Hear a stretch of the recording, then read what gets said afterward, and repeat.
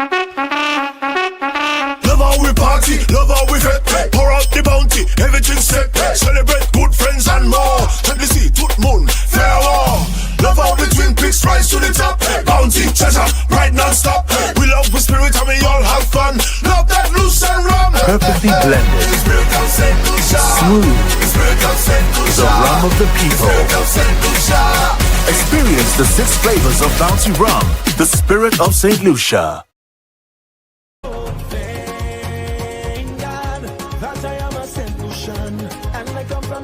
Sun.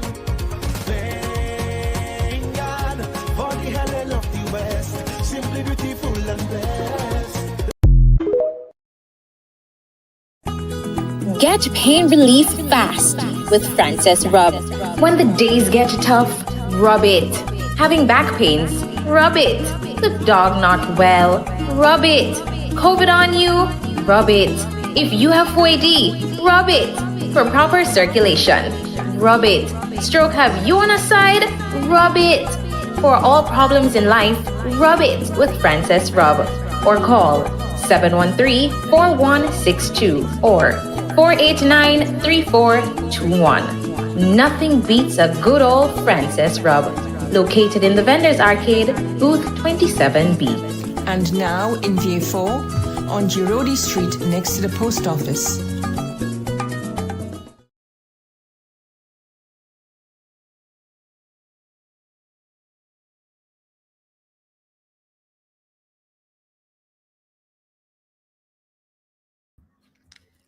Good afternoon, HushTalk family. Good afternoon. Good afternoon. I hope I don't cough too much. I have, my throat has been bothering me. But I am ready to talk to you tonight. I am ready. And I have a really special topic for you tonight.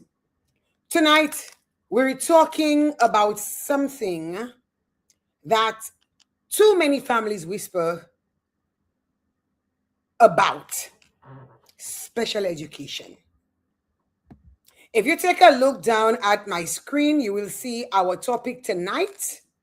We're doing a HushTalk special, and our topic is different, not less.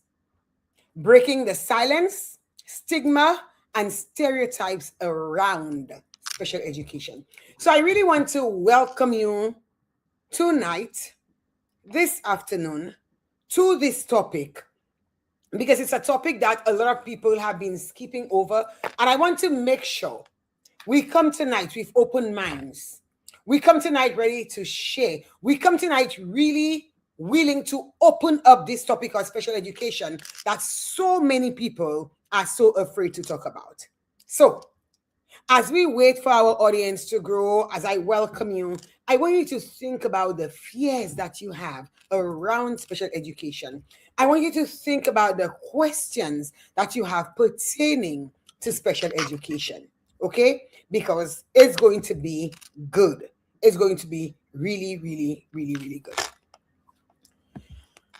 Okay, so guys, you know, sometimes the school calls you and say, would like to evaluate your child.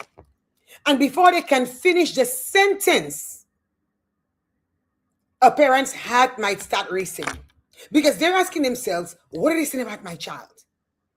Are they saying that something is wrong with my child?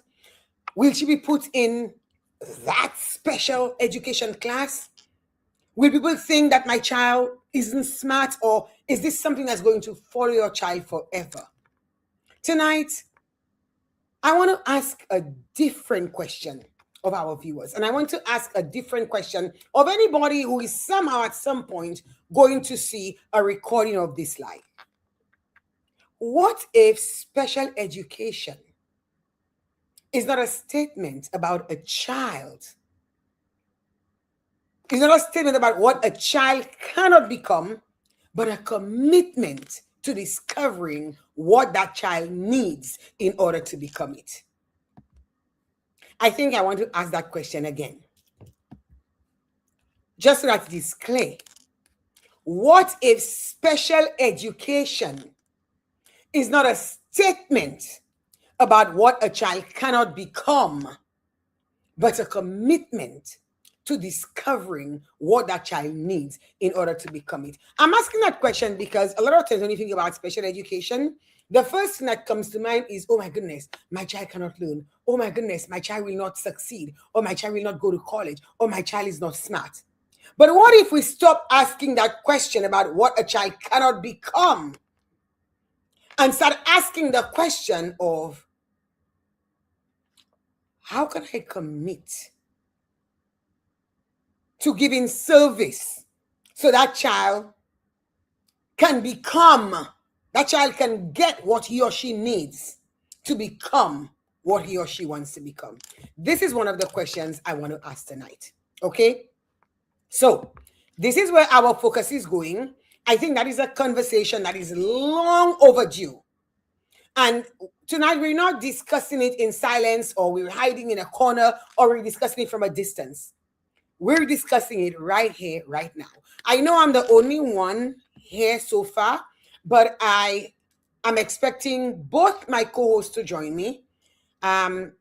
Most of you guys who are following my show, who look at my show, you guys know I have been a teacher for over 30 years. I started teaching in 1993. So I've been a teacher, I've been an educator for a very long time. And I have taught kids as little as 7 years old in the 3rd grade, all the way to college level. And out of those 30 plus years, 15, more than half of my years, 15 plus years, are years where I have taught kids in special education settings. And I'm a certified special education teacher. So I feel like I have some kind of qualifications to talk about this topic, to talk about experience, to talk about fears. And when my co-host join me later, she will probably introduce herself some more. But Vilna and she's the founder of an institution that serves children with autism from as young as preschool years and up. And then Tamara also has extensive experience in tutoring students who have academic challenges. So the three of us are all three qualified to talk about the topic of students with special needs. So I just wanted to kind of like set the background as to who we are and what our credibility is in talking about that conversation. Before I continue any further, I see we have a couple of comments in the chat. Welcome, Nikki. Oh my goodness. Oh my goodness. It's always great to see that the two of the audience members who are also always very concerned, who are always listening, Electra, St. Catherine, Nicholson, Shalry, and I'm very sure my own Jerry Peter is here. Jerry Peter, drop a line in the comments if you are here. Let me know you are present. So I appreciate those people who are already here. As I said, I promise you we are going to have a conversation that is full of thought for reflection, because we're taking this conversation far tonight. So we all know what it looks like when a child walks into a learning space already believing, maybe I'm not smart enough. Tonight, we are going to have a conversation that's going to challenge that belief. Yes. So as we're speaking, if you have any kind of questions, you have experiences, you have fears, anything you've been afraid to ask in the past, drop it in the chat. I promise you tonight, we are going to address your questions. We're going to address your fears. We're going to address your misconceptions. We're going to address your comments. We're going to address anything. So don't be afraid to tell us your fears. As always, HushTalk is a place where we don't judge. We listen and we try to solve problems. And sometimes we laugh, we have fun, because we don't like when we take life too serious and make it a thing where, everything seems dire. So we're going to expect to laugh at some point during this session as well. So one of the things I want to invite my audience to do, as you're already here, thank you, Mr. Jerry Peter. Thank you, babe. One of the things I want to invite my audience to do, I am going to put a sentence in the chat, and my sentence is going to read, when I hear special education, the first thing I think of, And I'm going to invite you to respond because I kind of want to hear what your thoughts are in relation to special education. So just finish the sentence. When I hear special education, the first thing I think of is, tell me what is the first thing you think of. And you can be very honest. I'm not going to wait for you to respond because I'm going to give you a chance to think and then to put your thoughts in the chat. So I'm going to continue, but I promise you, I'm going to come back at some point and I'm going to look at what you've written so that we can deliberate on that as well. So again, when I hear special education, what is the first thing that comes to your mind? Be very honest. As I said, no judgment. And unless you are open and honest with us about what's going on in your head, about what you're thinking, I won't be able to address it. So be as honest as you can. There is no judgment. And if somebody wants to judge you, that's on them. We cannot debunk the myths about special ed. We cannot fix it unless we have people sharing honestly. So I really do want your honest share tonight. Okay, so let's continue. I want to start with the biggest misconception, which is special education is not a place where we put children who are not intelligent. That is one of the biggest misconceptions people have. They think if you bring your child to school and they said, you know what, your child is going to be in the special needs classroom, right away it means that your child is not intelligent. So I am going to tell you exactly what special education classroom is, what the concept is, and what the classroom is all about. It is a specially designed curriculum that contains instruction, and in that instruction it has support that are intended to give that child, that learner, so that they can have access to the full curriculum like children who are following general education curriculum, to make it meaningful. So a child may need support with reading, maybe they're having difficulty recognizing phonetical sounds, maybe difficulty decoding, difficulty identifying sight words. They could have they may need supportive communication, where even if they can read and they can interpret, sometimes they cannot tell you what it is they're thinking about, their thoughts, or how they're, taking in the information that they're taking in. A child may need supportive attention. So they can read, they can speak, but they can't focus, or they're a little bit hyper, they're active, and they cannot settle long enough to understand what the teaching is saying. A child may need supportive sensory regulation, like just, using their 5 senses to make sense of the information in front of them. With mobility, that means movement, processing information. Sometimes even as adults, somebody tells you, and you say, I can't think, I don't know how to put this. That is your brain trying to process. Some children may have no problems with their cognition. That's the way their brain works, like all the things I said before. But they may have problems with interacting with people around them. So they have social, difficulties. They have executive functioning difficulties, like trying to get from this place to that place or following instructions. They may have physical challenges, like challenges with hearing, with their vision, with their speech. You see, like me, from when I was a little child, when I get too excited, when I get angry, once I have high emotion, I will stutter and I will be prone to repeat myself. So that's a speech challenge. Or it could be any other area that affects learning. None of those things by themselves doesn't mean a child is not intelligent, or a child is not smart, or a child cannot handle, general education or the general curriculum. It may simply means that a child has a difficulty, and because of that difficulty, because of that challenge, it may create issues when the child has to come and interact with the general education curriculum. And because of that, that child may need a special program or a special strategy to make sure that that struggle, that barrier is removed. And we're creating a space that is equitable, that is fair, that a child is able to navigate. That is all special education means. So if you ever hear somebody says, oh, I have to put your child in special education, your child has special needs, this is not an automatic assumption that your child has intellectual difficulties. So before I stop here, I just want to go back into my comments. I want to see what people are saying so far. Yeah, Electra said they need more love. Definitely, Electra, all of our kids need more love, but I'm going to dwell on that in a minute because I don't want people to think, oh, give these children more love and give the others less love. I really want to talk about special education through the lens of equity as opposed to fairness. And that's something we're going to talk about later on during the conversation. Oh my goodness. Welcome, Delian. Welcome, Delian. I have a future guest speaker in the house tonight because I've already told him that next week, Monday, he's coming to HushTalk as a guest speaker. And I'm not going to say too much, but I'm just going to leave that there. I'm going to leave it as a surprise. So welcome, Delian. Delian said the misconception has existed for too long. For far too long, that misconception has existed.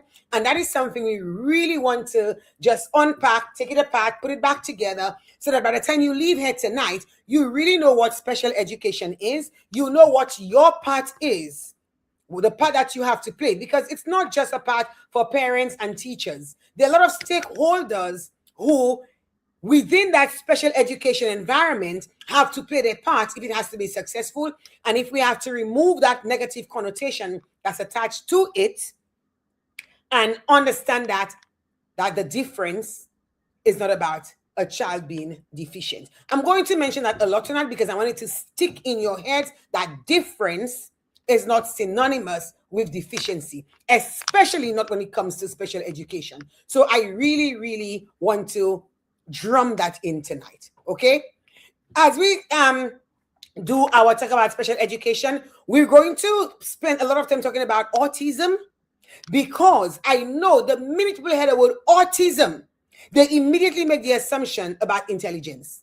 And that is something that can be very, very dangerous because the thing is, children with autism, and that's something else I want to make very clear, throughout this session, you will hear me saying a lot, children with autism, because I do not like the term autistic children. You will see it appearing in books, in publications, and other people who may be more qualified than me might be saying autistic children. If that is what they want to say, I respect everybody's difference, but I personally do not like to say autistic children because a lot of times when you say the word autistic before the children, autistic becomes the identity.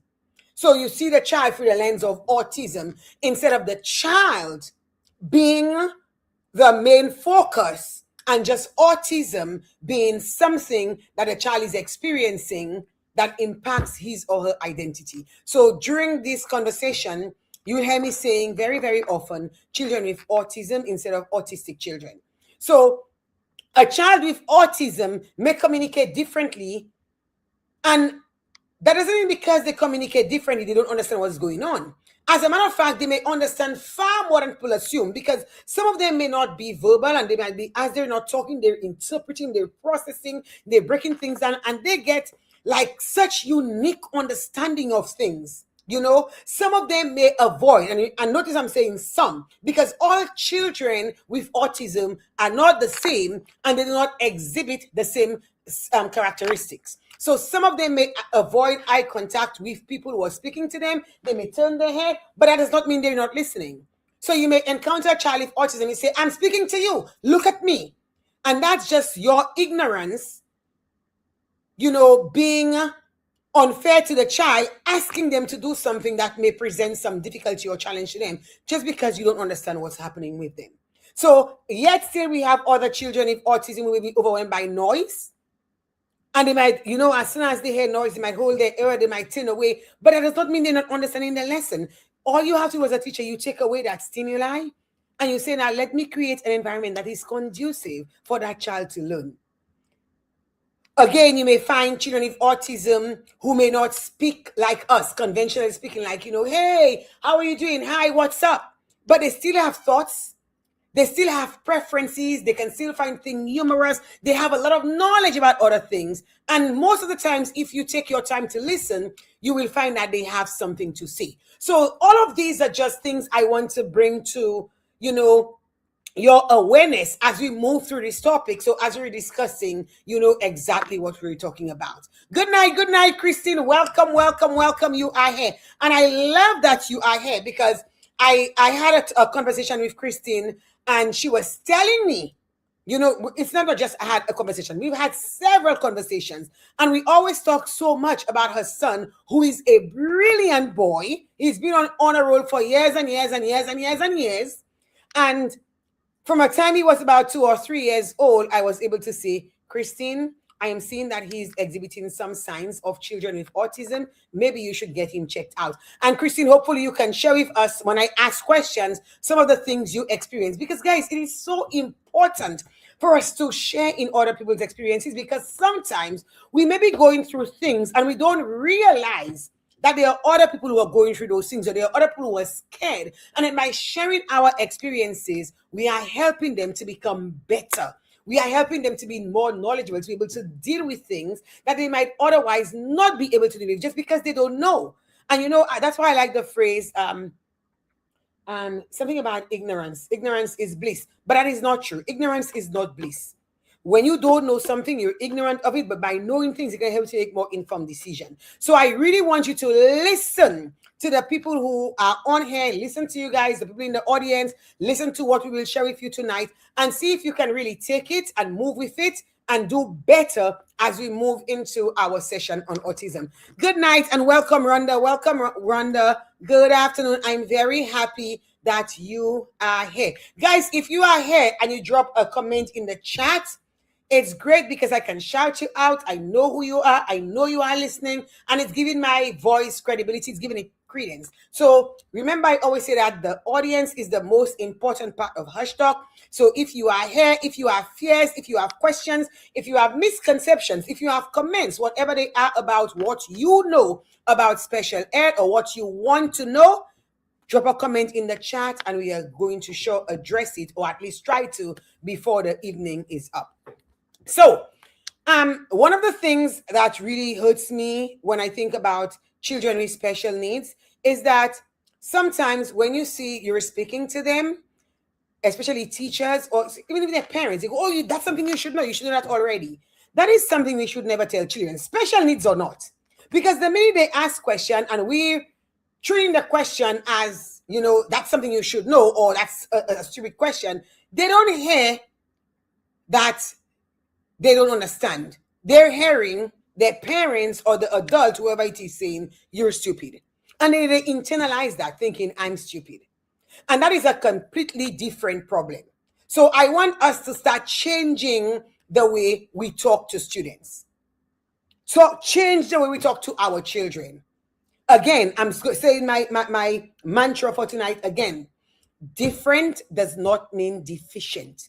And disability does not mean inability. So one of the questions I want to ask, and it's a very uncomfortable question, and guys, answer the question. Please engage me, especially since my co-hosts, are not yet there. Please, please, please engage me. My first question tonight, why can a parent comfortably say, you have this parent, and that parent can look at a child or anybody and comfortably say, my child needs glasses. Or my child needs a hearing aid. Or my child needs a ruler because he can't just estimate the length of that. But yet still, they struggle to say, my child needs special education services. That is not a rhetorical question. That is a question I really want to ask of my audience. Welcome, Selena. Welcome, Cherry Bryce. Welcome, welcome. You guys are making me so happy that you guys are here. Talk to me. If you've ever had a child, a cousin, a niece, a nephew, a friend's child, and that parent has had a child who has needed special education services, and that parents have been able to easily say, my child needs glasses, my child needs braces, but then that parents cannot say, my child needs special education services. Why do you think it is such a shameful thing for parents to ask for special education services for their children? Now, I kind of wish I would get an answer before I move on. I really wish somebody would tell me, even if it's one answer, please engage me. Why might a parent be embarrassed to say, my child needs special education services? And you know what? Let me just type that question in the chat because I kind of want, if somebody's coming in late and they don't hear the question, that they could at least respond to it. Why can a parent say comfortable, my child needs glasses, but they struggle to say my children or my child needs special education services? So we have an answer, at least one, and hopefully that answer is going to inspire other answers. Come on, I want to hear from you. So it's the stigma attached to such presentations brought on by cultural perceptions and attitudes. Oh my goodness. Let's break down that response. That is such a beautiful, accurate response. There is a stigma attached to special education. People feel that if my child has special needs, then that means my child is dumb. People are going to look at them differently. Because you know, when you're a parent and your child gets an honor for, oh my goodness, my child got perfect score, or my child got 100% average, my child plays first in his class, my child, we are fast to put it on social media and check it everybody. But the minute our child needs special services, you get scared. What? My child is in special ed. Why? Because there is this stigma attached to it. And where did the stigma come from? Delian told us where that stigma come from right away. From cultural perceptions. You know, in our society, we believe certain things about certain children. And you know, I'm not even going to go deep into the cultural perceptions because I didn't even think of it for tonight's topic. But when you think about it, a lot of times, Black boys were placed into special ed because they didn't understand the energy. So if they're hyper, if they're running, if they're rolling, if they're playful, if they're talking, oh my goodness, he's special ed. And that connotation forced us to believe that children who are in special ed are children without ambition, children without rigor, children without intelligence, children without determination, children without know-how. We became embarrassed about those things.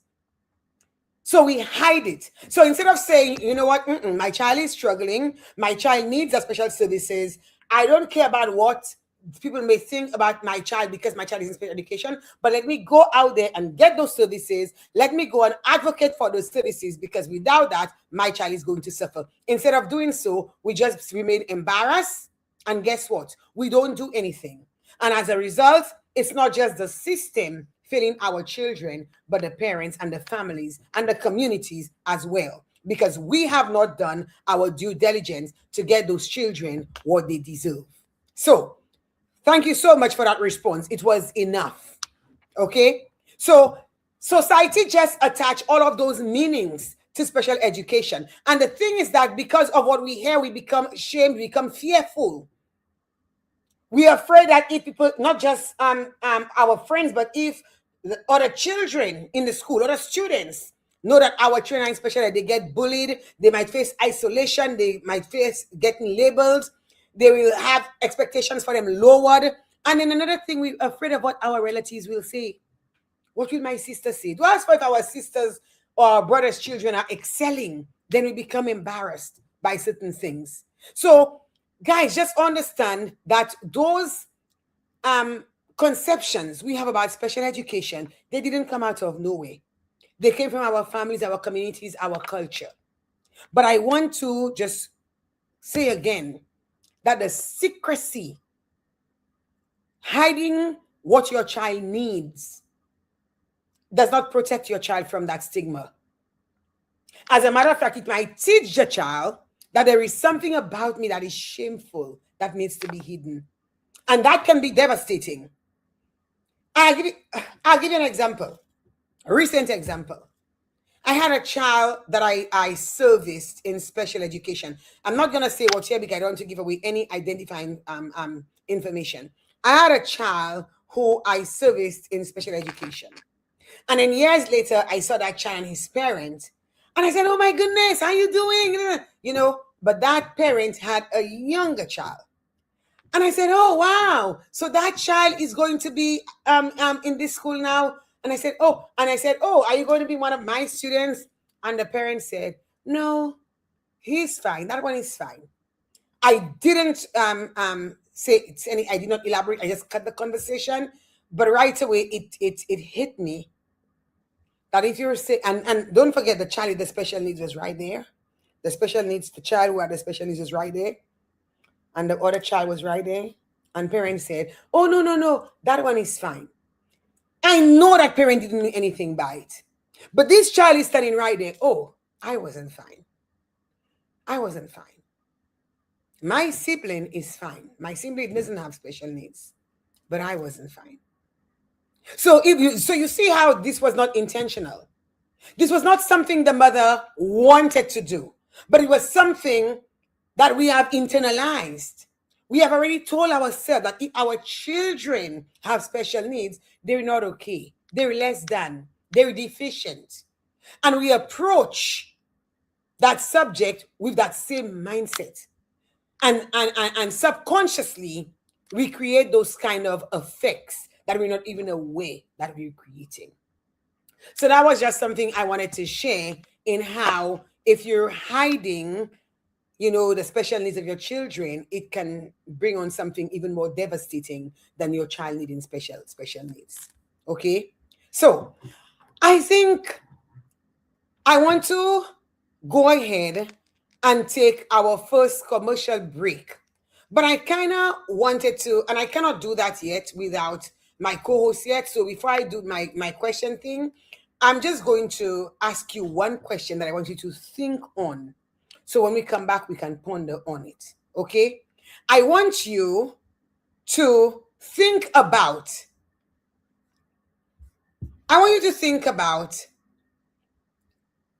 when you, just noticing when parents are there with their children and somebody's asking, if you have a child in special education and then somebody's asking you, oh, and what class is your child going to be in? And that child is going to be into the maybe an ESC classroom. ESC means exceptional children education, exceptional student education, and exceptional means difference. If a child has an exceptionality, that means the child has a difference. We call it like this because, again, we don't want to call it disability, so we call it exceptionality.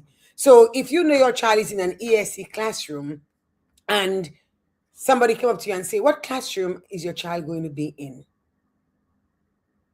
And then you see the parents get embarrassed. I want you to think about, if it were you, how would you feel? And what self-image are you going to develop? Would you develop as a result of that? Just imagine you as a student back in elementary, middle school, high school, or even college. And they're telling your parents that you're going to be in a special classroom because of an exceptionality. And immediately your parents become all embarrassed. How would you feel as a student? I want you to think about it as we take our first break, because when we return, we're returning to turn the mirror on the educators like myself, the teachers, because sometimes the people who are supposed to reduce that stigma are the ones who accidentally reinforce it. So think on that, and then we are going to return in a minute. I want to see your responses in the chat when we come back. Okay? All right. Love how we party, love how we fet. Pour out the bounty, everything set. Celebrate good friends and more. Let me see, tout moon, farewell. Love how the twin peaks rise to the top. Bounty, treasure, right non-stop. We love the spirit and we all have fun. Love that loose and rum. Perfectly blended, smooth, the rum of the people. Experience the 6 flavors of bouncy rum, the spirit of St. Lucia.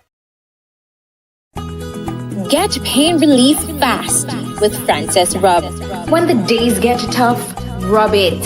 Having back pains, rub it. The dog not well, rub it. COVID on you, rub it. If you have 4AD, rub it. For proper circulation, rub it.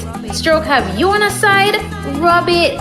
For all problems in life, rub it with Frances Rub. Or call 713-4162 or 489-3421. Nothing beats a good old Frances Rub. Located in the Vendors Arcade, booth 27B. And now in VA4 on Girodi Street next to the post office.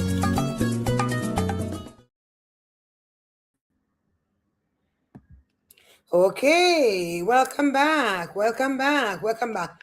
I was hoping that I was going to come back to a response. I don't see any comments in my chat. I'm going to get you talking.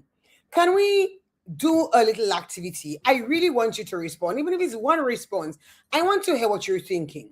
So it's going to go like this. I'm going to make a statement, and I want you to write myth or fact in the chat. If you think it's a myth, write the word myth. If you think it's a fact, write the word fact. But next to myth or fact, like before you put number one. So we go, because I want to make sure I know what you're saying myth or fact for. So number one, the first one, so you're going to put one, and you're going to put myth or one fact. When we go into the second one, number two, myth or fact. So the first statement I have, is that a myth or is it a fact? Every student in special ed has an intellectual disability. Is that a myth or is it a fact? I want to know if you know. Every student in special ed has an intellectual disability. Is that a myth? And a myth is something that's not true. People believe it and it may appear like that to them, but it's not the truth. So is that a myth or is it a fact? Come on, somebody. Engage me. Jerry Peters said a myth. You're absolutely right. You're absolutely right. Not every student in special education has an intellectual disability. Remember when I started this conversation, I spoke about people having sensory disability. Some people have physical disability that maybe, when I sit too far from the board, I can't see. That has nothing to do with my intellectual. Some people are very, very smart. Oh, I had a little boy one year. In New York. And this little boy couldn't sit on a chair for nothing. He was climbing up the walls. He was under the desk. He was somersaulting. And every question I asked, he would just shout out the answer. He knew everything. He could explain everything. But while he's explaining, he's literally climbing the walls. That had nothing to do with intellectual.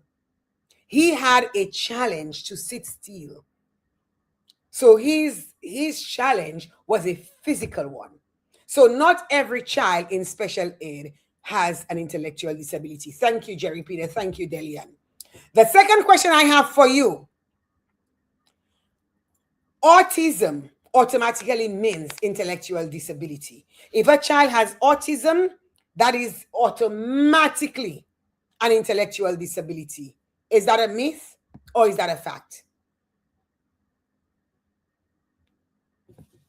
I know I have a lot of people watching and I have a lot of people here. So it would be nice if I could get two different voices or one different voice. And again, the answer, you don't have to be right. As a matter of fact, I would welcome some wrong answers because if it's wrong, then it gives me an opportunity to correct it. So is it true that autism automatically means intellectual disability? We've already established that having special needs, being in a special education classroom, not everybody has intellectual disability. But what if you have autism? Jerry Peter answered again, and he said it's a myth, and he's absolutely correct. Some kids with autism have the most brilliant minds. Oh my goodness, I'm thinking about this movie. I think it was with Ben Affleck.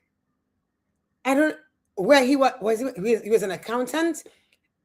I'm not sure who was the movie star. He was playing an accountant. I think it's Ben Affleck. Babe, do you remember who it was? You know the movie I'm talking about? I think it was the accountant. And it was Ben Affleck. And he had amazing skills. He could just look at numbers and the numbers just start moving in his head. But he was like very high on the autism spectrum. So he couldn't really maintain social relationships. He was jittery, he was fidgety, he didn't want anybody around him touching him. But he had the most brilliant mind. And mathematics is something almost everybody struggle with. And this man with autism, yes, it was a movie, but he was actually portraying something that happens all the time. Okay? So a lot of times you find people on the autism spectrum, you have those who have serious intellectual challenges, but you have those of them who are brilliant. So that definitely is a myth. It's a myth.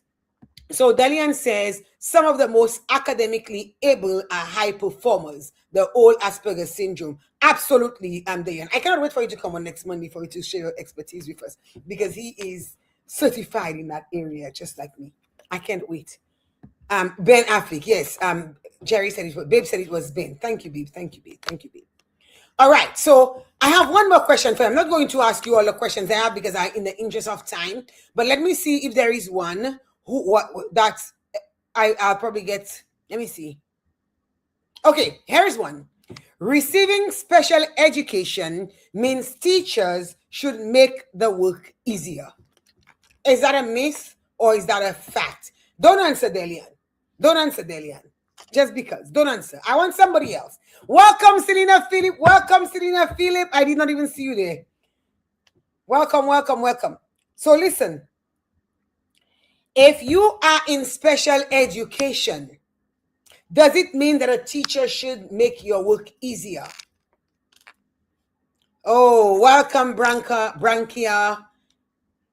Welcome, welcome, welcome. I want an answer. Do you think that if your child is in special education, the teacher should make the work easier for that child in order for that child to be able to succeed? Oh, we have somebody from Italy in the house. Oh my God. Welcome, welcome.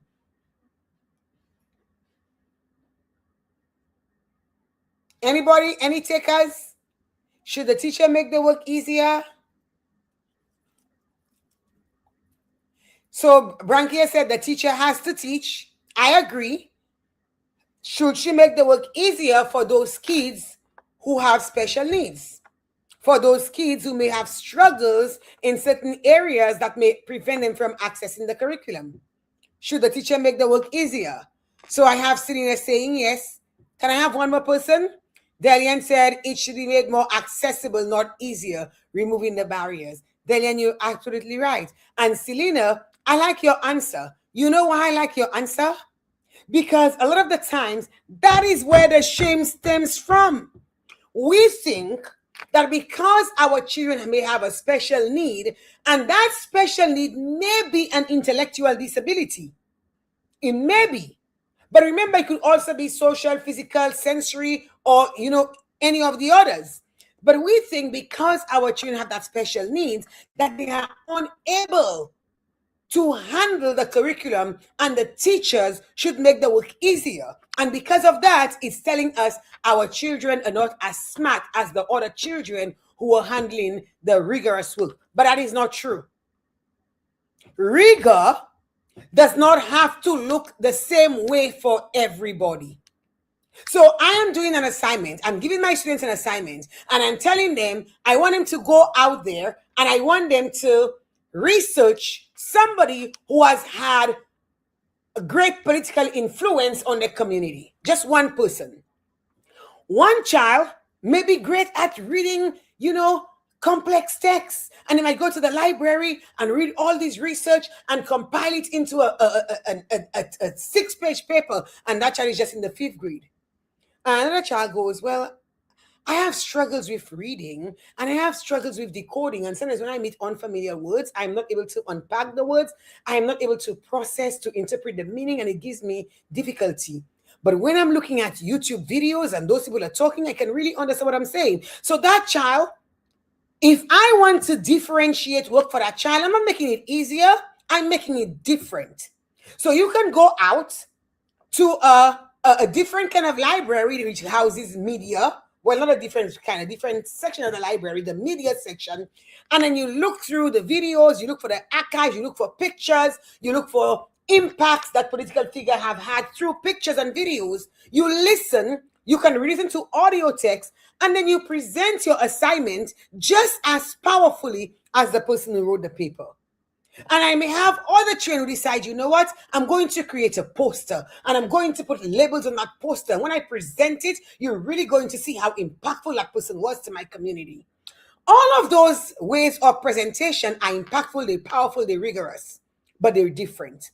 I'm giving my students the same work. I'm going to use the same rubric to make sure I assess the same areas, but I'm keeping it rigorous regardless of the child's disability. So that doesn't mean because your child has a disability, I'm giving them easy work. No, that's not how it works. And that is why if your child is in a setting and your child is having difficulty with any part of the curriculum, as a parent, you should have no shame and say, hey, listen, my child is struggling. My child need X, Y, and Z support. And you might not know which support, but you're going to say that my child needs support in order to access that general education curriculum. And understand that is not your child's deficiency. If a teacher is unable to teach that child because your child is different, then it is the teacher who is deficient. It is the system, it is the institution with the deficiency, not your child.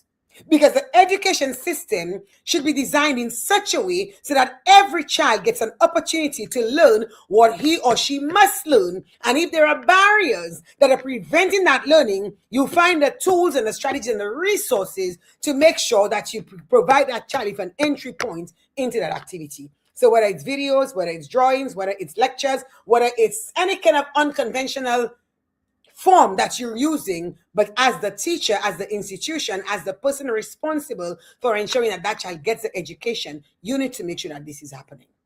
Okay? So that was absolutely false, that you should make the work easier just because your child is having, difficulty with academic areas. So Brankia says that you're right, but you have to learn how to read properly also if you have difficulty. It is true. It is true. And I like that you said that, because that doesn't mean if you cannot read, we're just going to say, okay, don't read, just watch videos. That's not what we're saying. But while you're learning to read, while you're learning to increase that skill, we have to create opportunities for you to be able to do the work you need to do. We have to remove the barriers. So maybe if the barriers are that you're unable to read that text, we give you audio text. That doesn't mean you're just listening, but as you're listening to the text being read, you have it in front of you. So that way you're matching the words that you're seeing in front of you to the sounds that you're hearing. When you're a little child and you start to learn to read, we don't just read to our kids out of a book and we have the book to us and they listen over there. We put them with us. So now they're saying, oh, that says cat. It's not because they have phonetic knowledge yet, but it's just because now they're associating that when you say cat, I see something with three characters, or maybe cat looks like a certain shape. They're associating what they're hearing with what they're seeing. So while we create that opportunity for you to connect spoken language to written language, we have to make sure we create avenues for you to do what your peers are doing as well. So that was an excellent point, Brankia. And then she also says that American people have to invest in instruction, not weapons. Also Italy. I think everywhere in the world we need to learn to invest in education, because people are our greatest resource. If you're not investing in our people, we're not developing them, we're in no way. We have to invest in our people. Okay, so thank you so much for engaging me in this conversation. I want you to remember that in this activity, I want you to remember that support should increase access. It should not reduce expectation. So if your child have an issue, we're not trying to lower the expectation or lower the bar. We're trying to increase access and make sure that our kids have what they need in order to be successful. Okay?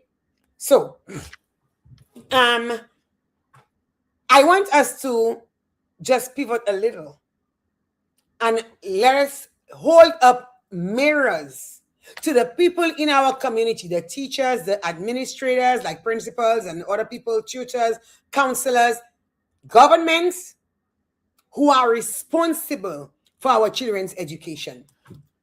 I want us to turn the mirror on them. Let's look in the mirror at them. So there are some things that these people, all those people I mentioned just now, they do. And they don't do it intentionally. Sometimes it's done intentionally. But there are some things we do as those in charge that tell our children, you are less than. We are not telling them you are less than, but our actions, our behaviors, what we do, They look at it and they interpret it, and it's telling them you are less than. Okay? So sometimes you're a teacher, you're in a class, and you're like, oh, I am you know what? Before I even go there, let me ask you a question. I would love to hear your intake on that. Do you think that if there is a teacher who treats all her children exactly the same way, that he or she is being a great teacher? So let me ask that question again. Does a great teacher treats all of his students exactly the same way? Yes or no? Yes or no? Does a great teacher is a great teacher? She's practicing fairness. Are all of the students going to be treated exactly the same way? Yes or no? And I'm sweating. Yes or no? I want to know. Jerry Peter says no. Is there anybody who disagrees? Is there anybody who disagrees with Jerry Peter? It's crazy, eh? When I start talking about special needs, I'm very passionate, very, very passionate about special needs. It will definitely make me sweat. Jerry Peter, you're absolutely right. If you have a teacher who is treating all of their children exactly the same way, that's a bad teacher. That's a very bad teacher. And I'll tell you why. We have to understand that there is a difference between fairness and equity, or equality and equity. In a classroom, you should not be treating everybody equally. You should be making sure that everybody is treated equitably, not equally. And I'll tell you why. Everybody, every child is different. Every individual is different. You might tell a child, good job. And the child will be like, oh my God, she praised me and I'm happy. And that child will get enough inspiration to move on. And another child will be like, after I do all that hard work, you give me good job? Give me an eraser. That child may need something totally different. So you cannot go into your classroom expecting, I'm going to treat all of these children the same. It's not going to work. You have to know your students to know what will work with whom. You have to know this incentive might work for this child. It's not going to work for the other child. The way I'm presenting this will work for this child. It will not work for that one. This child might use a crayon. There is no way this child will use a crayon. This child is going to use a marker. This one is going to need a pencil. This one is going to use a pen. This one will be like, no, I want to put my hands in pen and draw all over the place. People are different. And you have to understand that by honoring difference does not mean that you're giving preferential treatment. You have to practice equity as a teacher. And sometimes equity does not mean equality. It does not mean treating students exactly the same. Okay? So I see Delian said from a social context, from a social interaction context, yes. And then but from a practitioner perspective, no, some need more detailed support and more time invested in them. Then you're absolutely right, especially your second part. But I will still challenge the first part because you said from a social interaction context. And I assume you're thinking about you have to show everybody that you love them the same way. You cannot show favoritism. But I'll tell you why I disagree with that as well. I'm going to go back to if you have a child with autism in your classroom. Some children with autism, they cannot stand people touching them. You might come and touch them and they might have a fit. So whereas you might have a child say, oh, good morning, how are you today? And you show that child love. You cannot hug that child and say, no, I hug all my children. That might be a violation of that child's personal space because that child cannot deal with a teacher giving them that kind of affection. Now, let's move from children without autism or any kind of a disability. You just have regular training in your class. You know, one child may be like, hey, good morning. A fist bump is going to make their day. Another child will be like, what? You bumped me. I'm in pain. You have to know. So even if it's socially, because kids are different, there is no way. And even if you wanted to, when you just, by the time you, that, by the time you get to the last one, the enthusiasm is gone. You're like, good morning. It's gone. You have to kind of change it up. because people are different. So no matter how hard you try, you cannot treat every child exactly. And that's the key with the exactly the same. You cannot. You cannot. Okay? So, where was I? So, you're in your classroom and you're preparing this lesson. You give them an activity to do, and you say, you know what, I'm going to be fair. I'm going to show my children that because they're different, it doesn't scare me, and I'm not looking at them differently. I'm going to show them, look. And then you go, okay, so everybody has 30 minutes to complete this activity, except little Johnny, he's going to get an hour. What are you doing? You're advertising to the whole class that little Johnny needs more time. You're embarrassing him. Now, even if he knows that's what he needs, he doesn't need you to announce it to the whole class. That's disrespecting his difference. And that's inadvertently communicating to him that he's less than. Or you're discussing and the lecturer coming into the class and talking to you about a child's disability, and you're talking about it, say, no. He has to sit close to the board because he has difficulty with his vision. Or you're talking about I know he has to do the modified version because he scored low on this exam, and other classmates can hear. That's you embarrassing the child and letting him believe that he is less than. So sometimes, we speak about children in situations where they can hear or their classmates can hear. And that's not a good practice. That's not a good practice. We're communicating bad things to our children.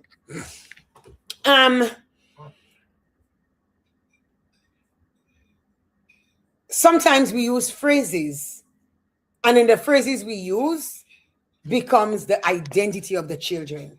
So we might say, that student is at this reading level, or this person has an IEP, or the IEP student. So you say, no, you know what? I want to go back and spend some time with my low students. How are you going to refer to me as your low students? If we have to change, the way our children see themselves, especially those with an IEP, and for those of you who don't know, an IEP is an individualized education plan. That is a plan you design to differentiate learning for somebody who may have challenges in one or more areas. So if you have reading challenges, you design a plan. You might say, okay, if I give my children a long passage to read, for my child who has difficulty reading, I know if I put that long passage in front of them, they're just going to, so now because they're like, oh my goodness, that's going to overwhelm me. So you're going to chunk it. That means break it down. I'm going to give them that small paragraph the first time at first. When they're done breaking it down, I'll say, okay, now you can get the second part. Now you can get the third part. So you're chunking it so the whole task doesn't overwhelm them right away. So that you might have to develop an IEP, an individualized plan, so that you know that you have goals in there and you're not the only one. Every teacher who serves that child has access to that child's IEP. So they know, okay, this is where the child is struggling. So this is what I should and should not do. So you cannot just call your students, that are my IEP children, or my low children, or my struggling students, because they're going to hear those descriptors and they're going to use it as a identity blanket over themselves. And that's not something you want to do with students. Okay? So when you have children who have behaviors like, those with autism, where you'll see a child deliberately covering his ears, a child is being dramatic, the child is covering his ears, you say, oh, that child is being dramatic. You have to understand that if my child has autism, if it's, well, not all children, but if that child's challenges, loud noises overstimulate him or her, you have to make sure you create environments that are calm and not noisy. So instead of saying, oh, move, you're too dramatic, you're recognizing that difference and you're respecting it. If it's something where a child can easily become overwhelmed, you don't go, oh, control yourself. No, you have to take away that overwhelm. If the child needs predictable routines, you need to say, you know what? Let me just make it so that every day, it's this, then that, then this, then that. So because the routine is predictable, they don't, act out. Instead of saying, you have to understand the world don't revolve around you. People don't always have time to cater to you. Come on, get with the program. And that is things I have heard teachers say. That is things I have heard parents say. Sometimes the child is not looking at you. Oh, look at me when I'm talking to you. And this child is struggling to make eye contact.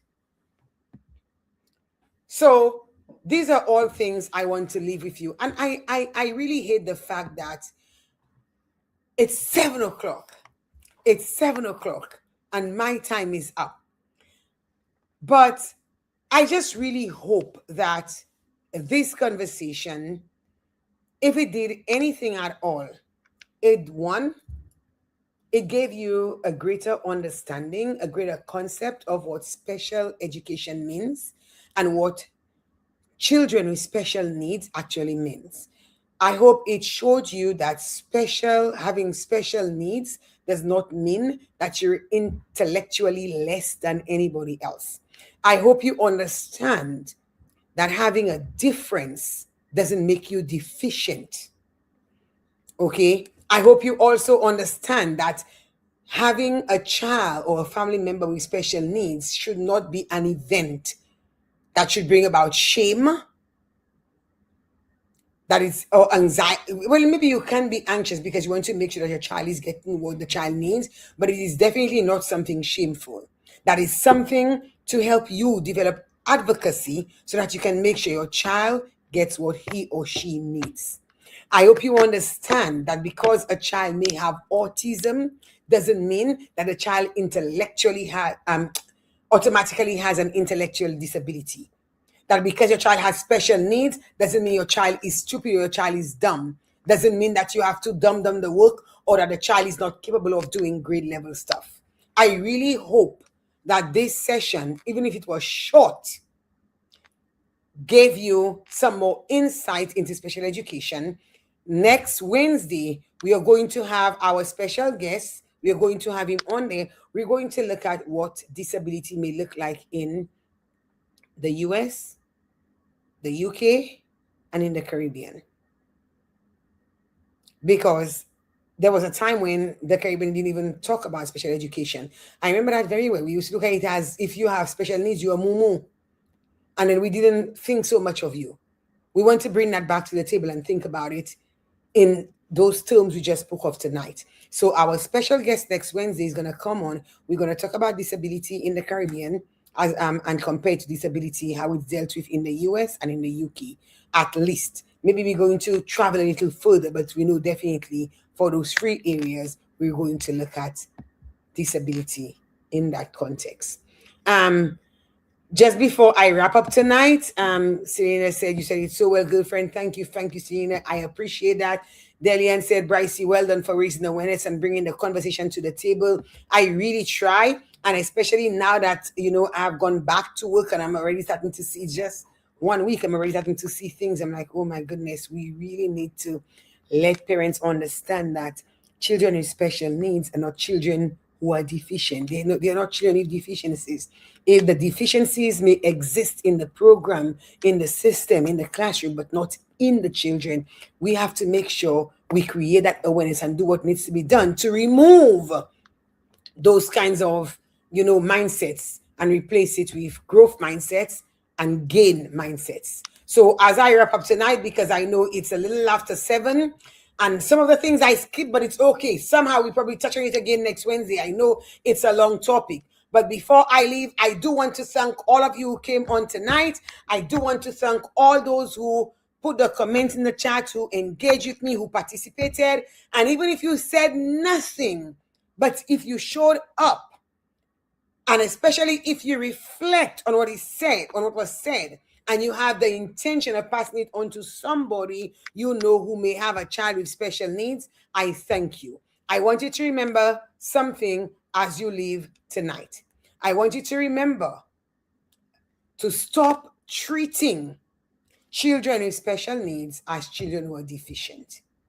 I want you to remember that fairness does not always mean that you have to treat everybody the same. You have to understand who your people are and treat them accordingly. Okay? And I also want you to stop whispering about special education as if it was a tragedy. Special education should mean that the standard pathway that is creating a barrier, if kids cannot get through it, we need to redesign another pathway, another opportunity without lowering their dignity, without lowering their accomplishments.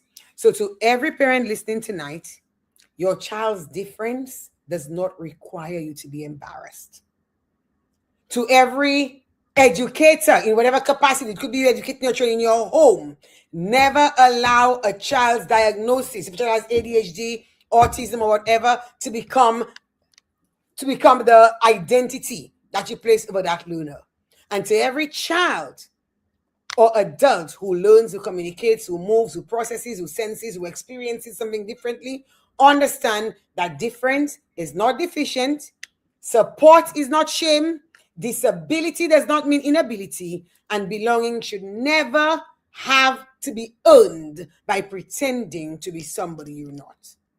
HushTalkers, see your child, see their strengths, see the possibilities, and most importantly, ask them what they need, and when they tell you, listen.